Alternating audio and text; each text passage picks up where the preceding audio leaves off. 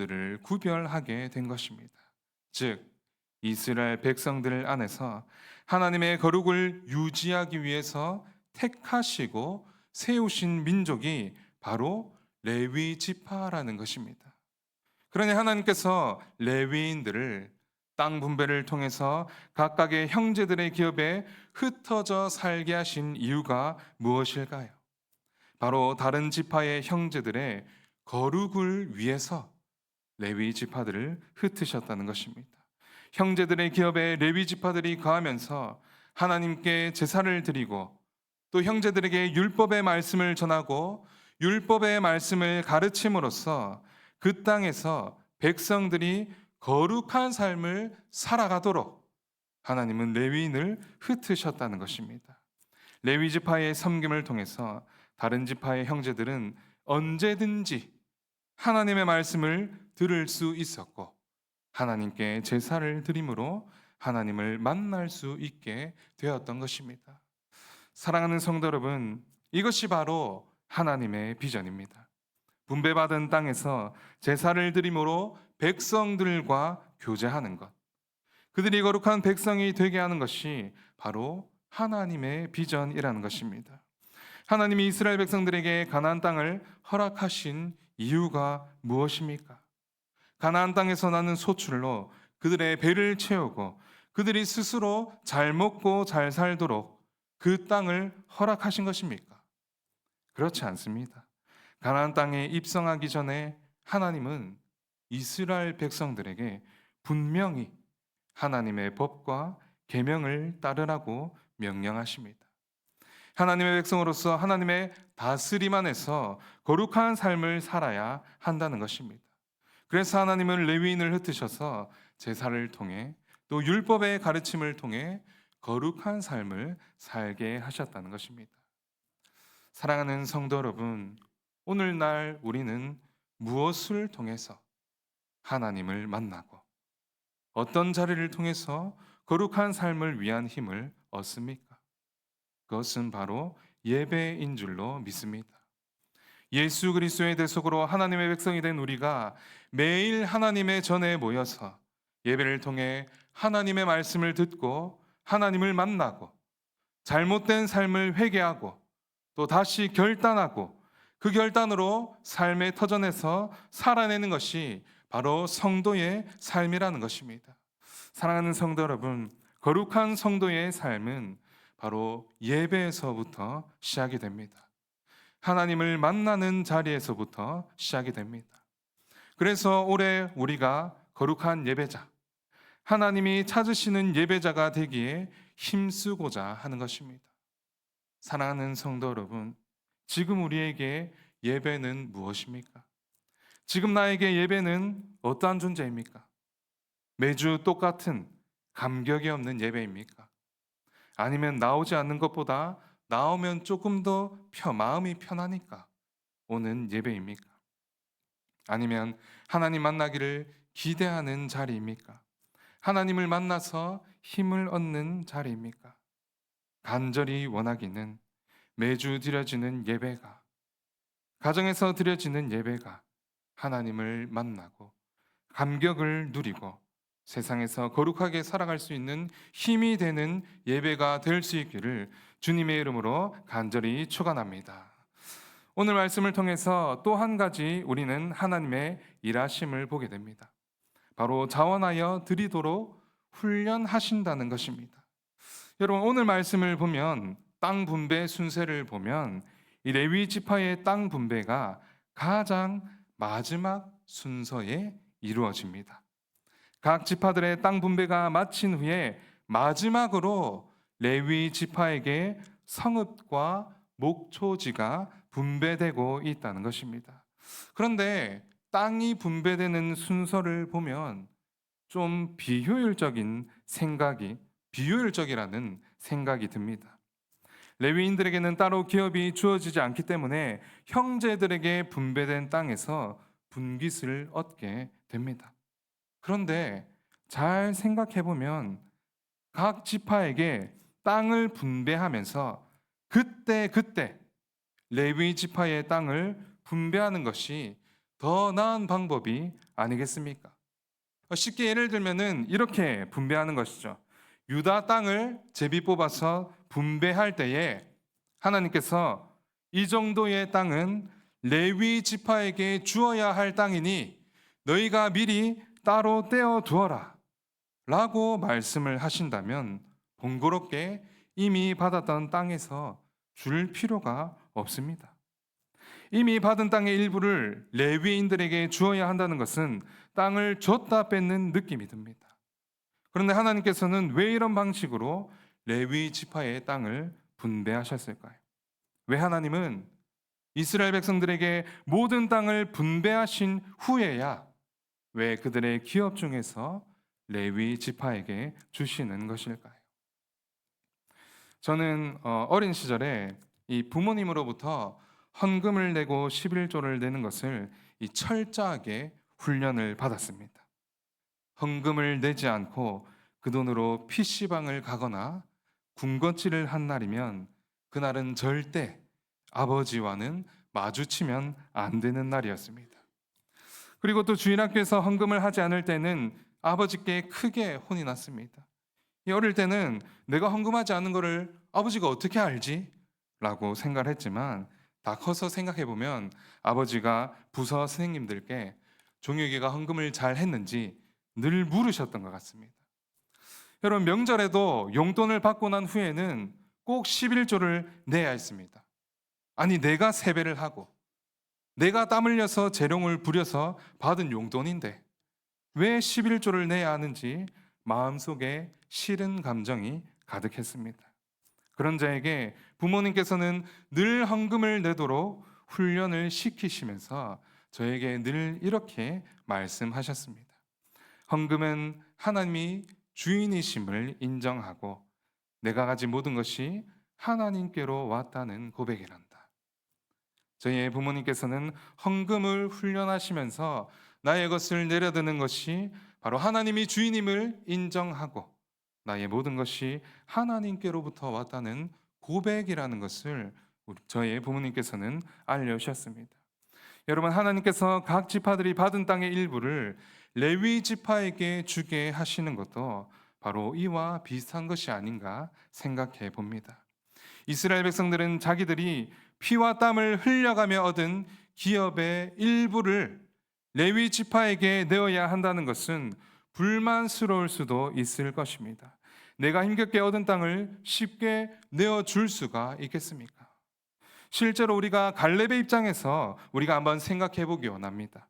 여호수아 21장 11절을 보면 레위 지파의 첫 제비 뽑기를 통해서 헤브론과 목초지가 바로 그앗 가족들에게 주어지게 됩니다. 여러분, 헤브론은 어떤 땅입니까? 험악한 산지였고 위험한 요소가 컸기 때문에 누구나 쉽게 가지려 하지 않았던 땅이 바로 헤브론 땅입니다. 그러나 갈렙은 그 땅을 강하게 요구했고 그 땅을 차지하기 위해서 그는 피와 땀을 흘려야만 했습니다. 아낙 자손의 용사들의 후예와도 그는 열심히 싸워야 했습니다.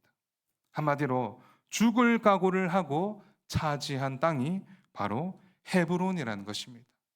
그런데 그런 헤브론 성읍이 제비뽑기를 통해서 레위 지파에게 넘어가야 할 땅이 되었다는 것입니다. 여러분, 옛 속담에 사촌이 땅을 사면 배가 아프다는 속담이 있는데 내가 열심히 수고해서 얻은 땅을 선뜻 내어줄 수가 있겠습니까? 그러나 갈렙은 치열하게 얻은 그 땅을 자발적으로 레위 지파에게 내어드립니다. 그리고 이러한 모습은 갈렙뿐만이 아니라 오늘 읽은 말씀이 아니지만 여호수아 21장 3절의 말씀에 이스라엘 자손이 여호와의 명령을 따라 자기의 기업에서 이 성읍들과 그 목초지들을 레위 사람에게 주니라. 아멘. 이스라엘 백성들은 하나님의 명령에 순종하여서 자기들의 기업에서 얼마를 레위 지파에게 주었던 것입니다. 이 과정을 통해서 이스라엘 백성들은 가나안 땅이 나의 것이 아니라는 것을 그들은 떠올리게 되었던 것입니다. 자신들이 분배받은 땅을 레위 지파 형제들에게 줌으로써 이 땅이 우리의 힘과 수고로 얻게 된 땅이 아니라 하나님께서 주신 땅이라는 것을 기억하고 인정하게 되었다는 것입니다. 사랑하는 성도 여러분, 옛날에는 이 배워서 남주자라는 아름다운 말이 있었습니다. 나 잘 먹고 잘 살고자 열심히 공부하는 것이 아니라 남에게 도움이 되고 베풀기 위해서 공부를 했던 시절이 있습니다. 여러분이 보시기에는 제가 문과 체질로 보이십니까? 아니면 이과 체질로 보이십니까? 겉으로 보기에는 제가 굉장히 지적해 보이죠. 그런데 제가 수학 문제만 보면 울렁증을 느낍니다. 제가 중학교 첫 수학 시험 때는 모르는 문제는 먼저 넘어가고 아는 문제만 풀어보자 라고 시험지를 넘겼는데 5분 만에 시험지 마지막 번호를 보고서는 눈물을 뿜어냈던 적도 있습니다. 그런 저였기 때문에 초등학교 때는 매일마다 학교 모든 수업이 끝난 후에도 남아서 수학 익힘책을 다 풀어야 집에 갈 수가 있었습니다. 그런데 그때는 수학을 잘하는 친구가 제가 문제를 다 풀 때까지 함께 옆에서 가르쳐주고 도와주고 또 함께 집에 가는 길에 떡볶이도 같이 먹는 그런 모습이 있었습니다. 그런데 요즘 아이들은 친구가 모를 때에 선뜻 도와주는 모습을 보기 어렵다고 합니다. 나도 그 친구와 똑같이 될까봐, 나도 그 친구와 똑같이 뒤처질까봐 도와주지 못한다는 것입니다. 여러분, 그런데 이것이 어린이들만의 모습입니까? 우리도 자원하고 베푸는 일에 머뭇거릴 때가 있습니다. 일단은 나의 것부터 먼저 챙기고, 일단은 내 가정부터 먼저 챙기고, 그리고 난 다음에 차차 여유가 있을 때 누군가를 도와주고 베풀자고 생각할 때가 있습니다. 그러나 지금 나에게 주어진 것, 내가 가진 것, 이 모든 것이 하나님이 주셨다는 사실을 우리는 기억할 때에 내가 받은 은혜대로 다른 형제들에게도 이웃들에게도 은혜를 베풀 수 있을 것입니다. 사랑하는 성도 여러분, 내가 가진 것을 꼭 움켜쥐고 나의 수고로 풍요를 얻었다고 누리는 이 땅 가운데에 섬김과 자원하는 마음으로 형제들과 이웃들에게 베풀므로써 우리가 빛과 소금의 삶을 살아가는 저와 여러분이 될 수 있기를 간절히 소망합니다. 이제는 마지막으로 오늘 말씀을 보면 이제는 땅을 얻기 위한 대장정이 끝이 나게 됩니다. 올해 1월을 시작을 하면서 여호수아 1장은 모세가 죽었다는 부담감과 전투를 해 나가야 한다는 걱정으로 두려워하는 여호수아의 모습으로 시작을 했습니다. 그러나 요단강을 건너고 여리고 성을 무너뜨리고 가나안 연합군을 해치우고 철병거를 뚫으며 가나안 땅을 정복해 왔습니다. 오늘 우리가 읽은 말씀에 그 대장정의 이야기가 끝이 나고 있습니다. 여러분, 이 위대한 일을 정리할 때에 어떤 말로 마무리하는 것이 가장 어울릴까요? 제가 몇 가지 구절을 한번 생각을 해봤는데 아마 이러한 말들이 어울리지 않을까요? 위대한 여호수아의 필두로 가나안 땅을 완전히 정복하다, 또는 이스라엘 백성들의 용기로 가나안 땅을 완전히 정복하다. 백성들의 투지와 끈기로 그 땅을 차지하게 된 것을 그들이 기록하면서 자축할 수 있지 않았을까요? 그러나 땅을 차지하게 된 이 방대한 사건을 오늘 우리가 읽은 말씀에서는 마지막 세 절로 정리를 하고 있습니다. 그 말씀이 오늘 우리가 읽은 말씀 21장 43절에서 45절의 말씀인데 우리 한 목소리로 함께 읽어보겠습니다. 시작. 여호와께서 이스라엘의 조상들에게 맹세하사 주리라 하신 온 땅을 이와 같이 이스라엘에게 다 주셨으므로 그들이 그것을 차지하여 거기에 거주하였으니 여호와께서 그들의 주위에 안식을 쉬었으되 그 조상들에게 맹세하신 대로 하였으므로 그들의 모든 원수들 중에 그들과 맞선 자가 하나도 없었으니 이는 여호와께서 그들의 모든 원수들을 그들의 손에 넘겨 주셨음이니라. 여호와께서 이스라엘 족속에게 말씀하신 선한 말씀이 하나도 남음이 없이 다 응하였더라. 아멘. 가나안 땅을 정복하는 그 대장정이 끝나는 순간에 여호수아의 이름이 기록되지 않습니다. 또 혹은 갈렙의 이름이 언급되지 않습니다. 오늘 우리가 읽은 말씀에는 오직 하나님의 이름만이 기록이 되고 있습니다. 하나님께서 약속하셨고 하나님께서 그 약속대로 성취하셨다는 것을 기록하고 있습니다. 이 가나안 땅의 정복은 수백 년 전에 아브라함에게 땅을 주시겠다고 하신 하나님의 약속이 성취된 것입니다. 여호수아와 갈렙만이 가나안 땅에 들어갈 것이라는 하나님의 약속이 성취된 것입니다. 땅을 차지하기 위해서 수없이 많은 싸움을 하고 전쟁을 치열하게 했습니다. 그러나 궁극적으로 하나님께서 대적들을 이스라엘 손에 붙여 주셨기 때문에 비로소 이스라엘의 백성들은 모든 전쟁에서 승리하며 땅을 차지할 수 있게 되었던 것입니다. 그래서 땅 정복 기사를 마무리하면서 가장 마지막에 여호와께서 이스라엘 족속에게 하신 선한 말씀이 하나도 남김없이 다 응하였다고 기록하고 있는 것입니다. 사랑하는 성도 여러분, 우리가 살아가는 이 세상도 전쟁터라고 이야기를 합니다. 이미 사망 권세를 이기시고 우리에게 승리를 주셨지만 완전한 승리를 향해 나아가는 동안에 우리는 마주하고 대항하고 싸워야 할 것들이 참으로 많이 있습니다. 그때마다 우리는 치열하게 싸우며 이기기 위해서 발버둥을 치고는 합니다. 그래서 때로는 그 싸움이 우리를 외롭게 하거나 우리를 힘겹게 할 때가 있습니다. 그러나 그 싸움을 절대 포기하지 않으시기를 바랍니다. 왜냐하면 갈라디아서 3장 29절의 말씀, 너희가 그리스도의 것이면 곧 아브라함의 자손이요 약속대로 유업을 이을 자니라. 이 말씀에 근거하면 하나님께서 약속대로 이스라엘 족속에게 가나안 땅을 주신 것처럼 하나님께서는 우리에게도 하나님의 나라를 주실 것이기 때문입니다. 에베소서 3장 6절의 말씀은 그 사실을 더 명확하게 확증해 주고 있습니다. 이는 이방인들이 복음으로 말미암아 그리스도 예수 안에서 함께 상속자가 되고 함께 지체가 되고 함께 약속에 참여하는 자가 됨이라. 예수 그리스도를 믿는 자들은 예수님과 함께 상속자가 되어 약속에 참여한 자들이라는 것입니다.